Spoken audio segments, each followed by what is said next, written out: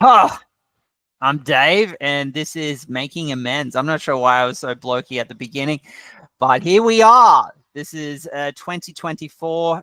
Trump is the upcoming president. Maybe that's why. Hey, Ryan, how you going? I'm great. How are you, David? I'm doing well. I'm ready to charge through. I think we've got a fun theme to talk about. You slightly misintroduced the show today. You said making amends. This is making almonds. Okay, all right, let's go with that. Are That we are we on the sounds wrong much better. are we on the wrong show? Oh, I'm not sure what show I'm on. I'm just following. I don't know what I'm following. I'm not sure if anyone's leading. What am I following? I am talking to you, and we were talking about a theme song. Would you like to try that out? Let's do that Okay. today. Have you All got right. some music? Yep. Ba da ba ba ba da da ba ba ba da da da ba da da da da Two ba da guys da on a da journey da to da make da some ba da amends. da Hey, don't da you mean da da da almonds? ba We're da going da from da the da start da to the ba end. da da da da Are we da gonna break ba or da are we da gonna da da bend? da Two ba da friends da making da amends. da da.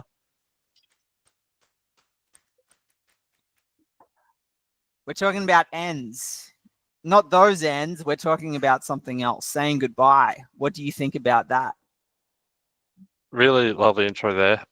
Yeah, saying goodbye. Tough, easy, difficult. It's like quicksand, or you can be like stuck in the mud. Saying goodbye is a interesting topic that we're going to get across today. Cover a couple other things, like you just mentioned before, being led, following.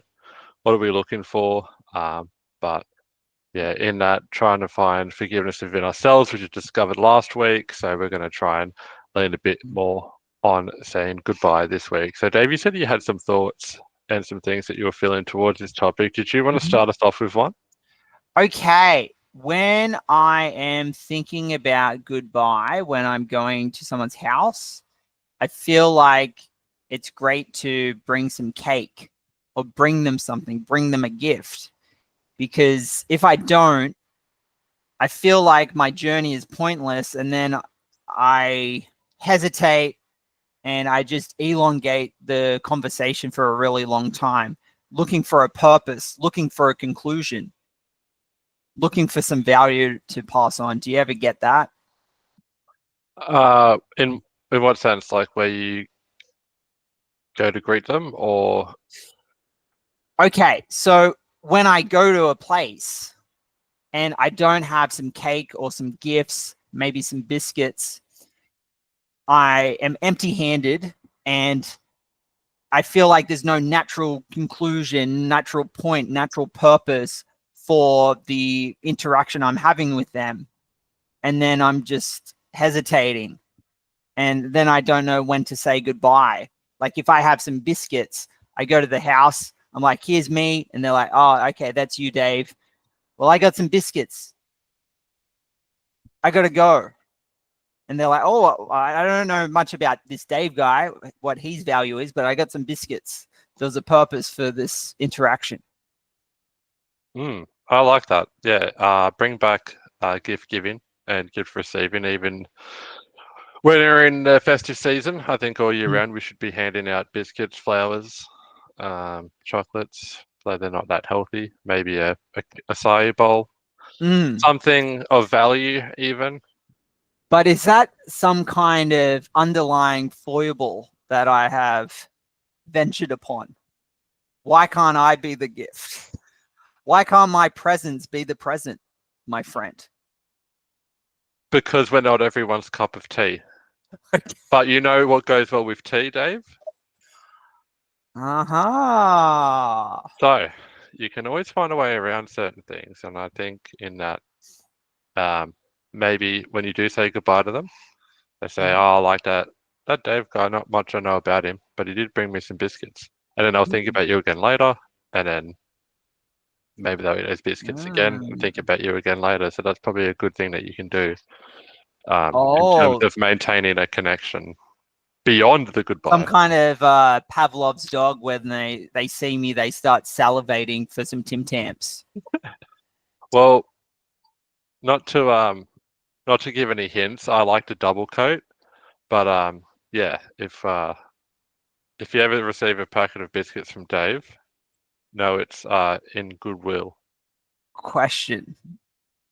My heart is warm, but I like my biscuits frozen. If I bring some frozen Tim Tams, would you accept them gladly? Of course I would. Getting into the hotter time of the year, there's nothing worse than a melted Tim Tam. So if they're cryogenically frozen even, so I could save them for the year 2080 when Tim Tam cease to exist and a war is in Armageddon, then I'll hang on to that packet of Tim Tams for dear life. Did you say Armageddon or okay? All right, let's move on. Sorry. Could have. Pause. Pause. Okay. So Ryan, do you have any thoughts about goodbye? Yeah, so saying goodbye is something that we don't do enough of because we don't want to. We have that Australian sort of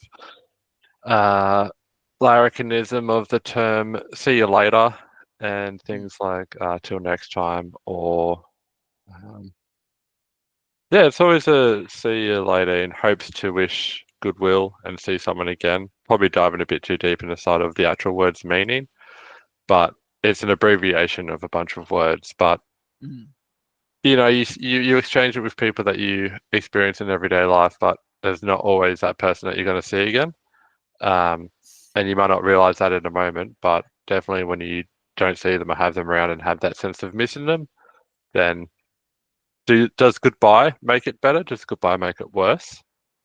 What have you experienced in those senses of saying goodbye to someone versus not saying goodbye to someone?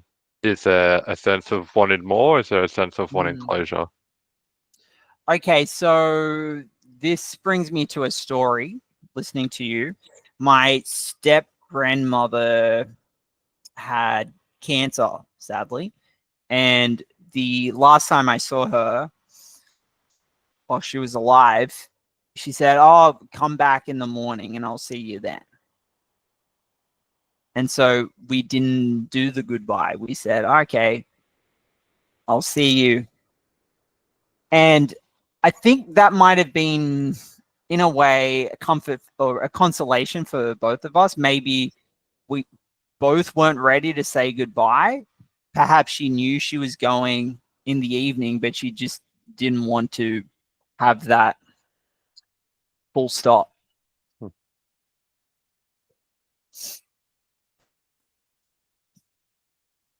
Well, thanks Mm. for sharing such a kind-hearted story with us there.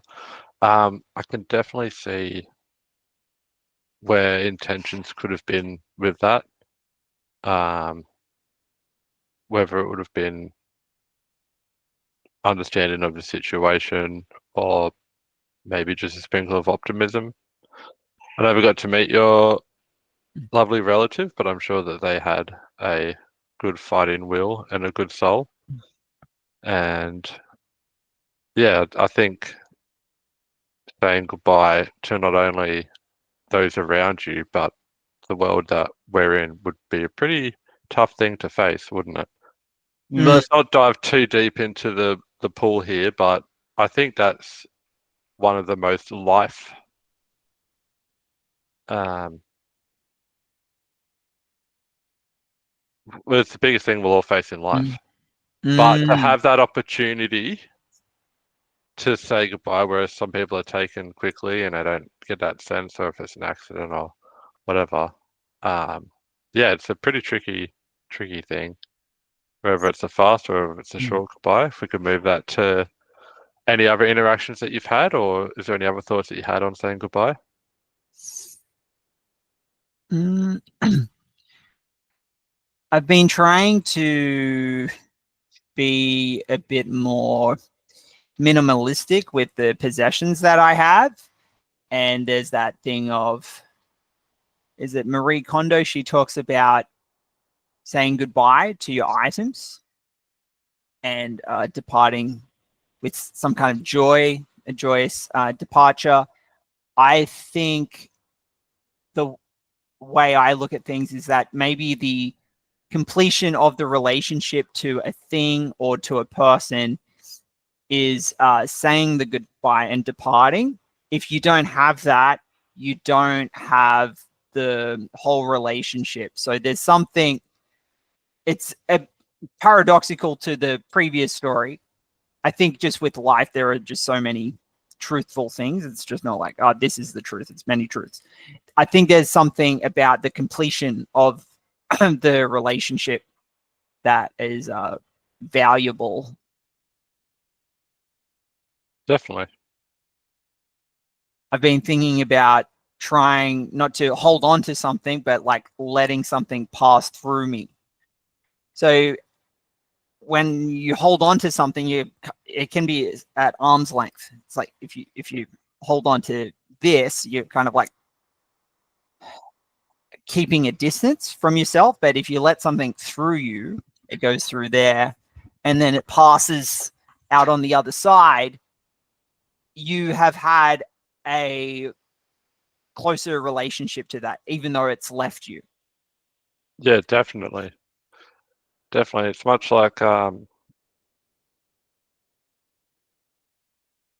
things I've experienced in the past where it's like if you've actually just not held on to that feeling of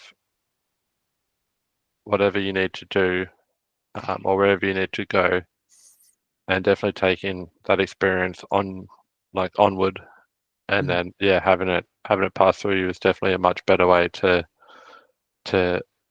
not, I guess, end things, but allow them to pass and things to become anew. Because that's one thing you can get stuck with not saying goodbye, is not being able to face those other things that are going to come that you're going to say goodbye to, and you're left with all of these things down a track that you haven't dealt with, and that's going to be a bit tougher then than it was before because you haven't started that process.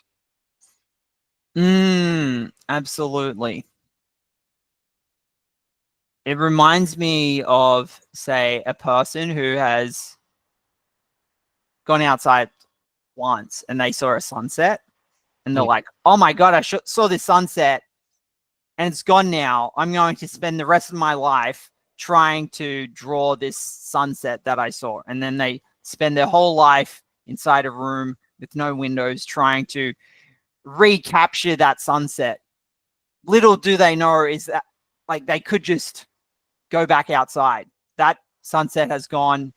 They can come back to another sunset the day after and it's fine. And I think I'm trying to live a life where I accept the sunset has left, but there'll be another sunset. How's that? I made that up. Is that a good It's a good little analogy? It is a good analogy.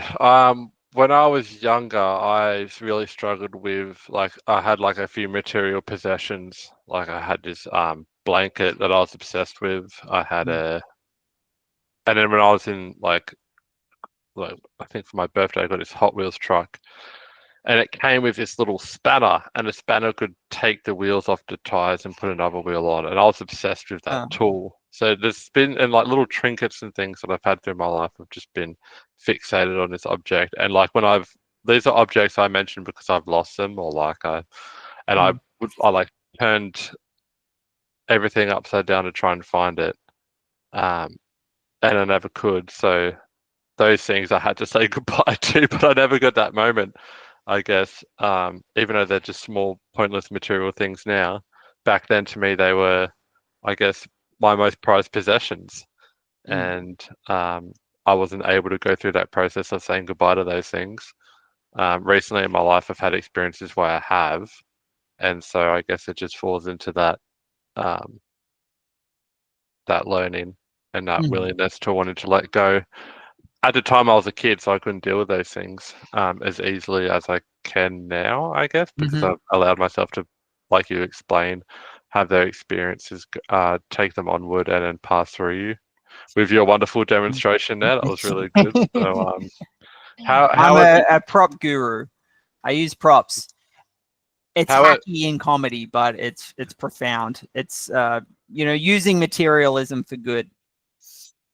it works? What's something that you have recently taken on and allowed it to pass through you to sort of accept that that thing has stopped, I guess, where it has, and you've continued forward?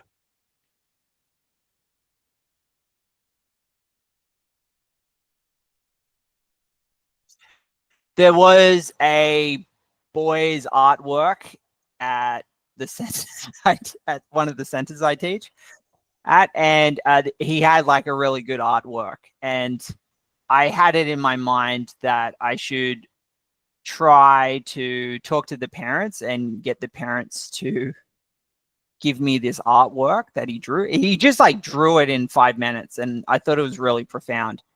And then I got fixated, like obsessed with this artwork for days. It was no good. And then I had to let it pass through me, and I'm okay now. Nice. Yourself? Um, oh, have to be something like a matching sock or a, I don't know, something like trinkety, like a sock or a, I don't know where I'm What, going with this. what was the last meaning, like deep thing? Something more meaningful than a Yeah. sock. Yeah. Give us some stakes. You got to raise the stakes. All right. I mean, a year ago, my motorbike was stolen, and that was pretty sucky to have to go through that. And then when the police recovered it, and then I found it at the wreckers, and I was looking at it, and I was like, sad. But I was able to say goodbye because I had seen it, Mm. because I knew it was taken. I didn't see the state it was in because I obviously left it in good condition. And then it was gone one day, and then I was able to see it until a bit later, and then I saw it, and then I went, "Oh well, that's why I can't have it back. Time to get a new one." And that was a pretty, I guess, Wow. important thing because it was my first bike that I sort of owned. Like I did own bikes before, but this was like a good one, and I saved up and I spent money on it. It was the first thing I like successfully like Mm. sort of owned, and things like that. Had lots of good memories, and then obviously those memories were cut short, but onto bigger and better things. And but being able to see it in a state that it was really did help me through the later processes of then um, Mm. getting back into things Did and you have a moment? appreciating the new. Yeah, Mm. sorry. Oh, sorry. Did you have a moment where you thought, hey, I can Hmm. save this bike? I Yeah, need to save it. yeah. So pretty much when I went to the wreckers and I was like looking at it, I was like, oh yeah, it's not too bad. Because like they'd hot wired it and then the tires were skidded out. But then like you looked at it, it was just bashed like left to right, would have been dropped 1,000 times. And then it was more so the guy telling me that it was like over than me being able to be like, yeah, this is over. Because like it basically means you Uh, can hit me with a baseball bat 12 times and I'll say, go and you can hit me 13 type of mentality. I guess I pass that on to my motorbike. But yeah, oh, it was pretty tough. It's good to think about now because then I can look back on it and go, that was a pretty rough did it moment in feel my like life. But a saying goodbye situation that might happen in a hospital? Did you grieve? yeah, I agreed a little bit. I wanted to go back and see it again. Like it was like Um, it was like because I didn't have that full moment. But there's only so much you can hang around something that's not there anymore. mm, It's yeah, that's true. Speaking of which, I think we might have to say farewell. for sure. Should I wrap this up quickly with a poem, or should I just share that Go for the comment poem. section? Okay. Hmm. It fits in quite well with our theme today. Yay.